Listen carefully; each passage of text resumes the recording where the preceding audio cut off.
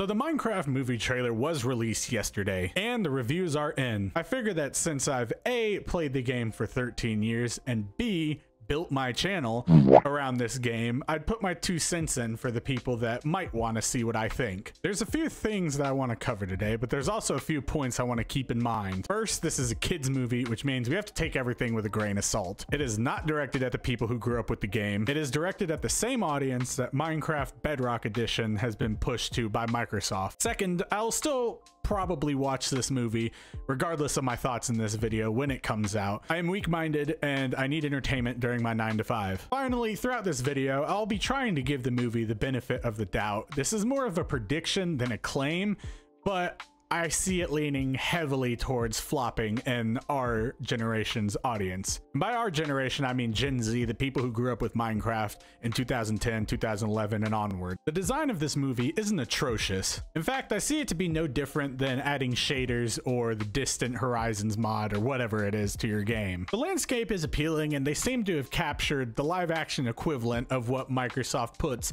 in their update trailers. One negative I see playing into the potential downfall of the movie is this right here. This animation style might walk the line between the Sonic the Hedgehog animation fiasco and having a good animation style. Also, the exaggerated expressions lead me to believe that the studio is going to rely on the animals being silly and farting or doing something stupid like that, instead of actually creating an engaging plot where the jokes that come from it actually reference the game or the situation the characters are in. It's not all doom and gloom though. This scene right here appears to be really well done. It fits the character lore in the update trailers, and they are really well animated for what they are trying to portray. If I looked at this still image here, I could easily point to it and say, oh, that's Minecraft, as opposed to this.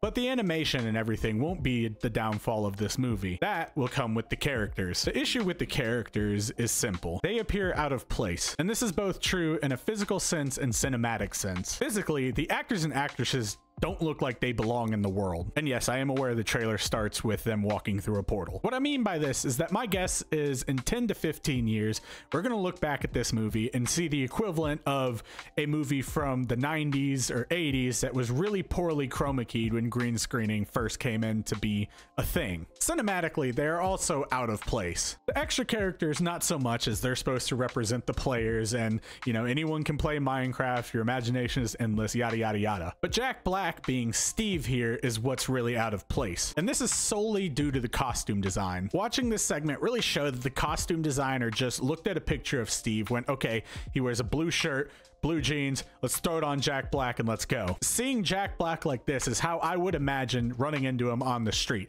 It just looks like Jack Black. There was no effort outside of just putting on the blue shirt to make him look like Steve. I don't doubt that any of the actors or actresses in this movie have done their fair share of research on the game, but the immersion just isn't there from the costumes and the characters. I mean, look at this. We got Jack Black in a sweater, Jason Momoa looking like my Grand Theft Auto 5 character, although I do have to give points to the movie for making me curious about his character, and this girl, and the Walmart version of that one kid from Stranger Things. Again, not critiquing the actors and actresses themselves, just the situations that the directors and designers have put them in. Now, it would be unfair to sit and gripe about the teaser trailer for this movie and not offer any solutions to the problem. If I were in control of the movie, here's what I would do. First, I would keep the original cast because it is a good cast. You have Jack Black, Jason Momoa. I don't really know the other people in it, but I'm sure they're gonna do fine in their roles. This also gives us a large range of characters that we can choose from and write to. Second, I'd cut the live action and fully animate the movie. There is no reason that a video game movie has to be live action, unless it was something like Halo or Call of Duty or something where it's grounded in reality to a degree. I would call up Element Animations or literally any YouTuber that has done notable animation work in the span of Minecraft's lifetime. Third, I would cast all auxiliary characters as notable Minecraft YouTubers that have helped shape the game into what it is. Off the top of my head, I could name, you know, Captain Sparkles, Dan TDM, Syndicate, CNanners, any of those would work. That way, the people that are responsible for shaping the game and culture around it into what it is today get a nod, because this game wouldn't be where it is without these people. And that's just something we can all agree about. Yes, the players did a lot, but these creators really shaped how Minecraft was perceived and how it progressed throughout the years. Finally, I'd add some Easter eggs into the movie, like Dan's lab, Stampy's house, Captain Sparkle's Jerry the Slime. You know, nothing too crazy, but just little nods here and there to the things that we have grown to know over the past few years. Because in any sense, whether you're making a Minecraft video or a Minecraft movie, the thing that made the game is the players. The story in the game is very loose. The blocks in the game are limited to what the developers put in. It really shows that the community is what built the game into what it is.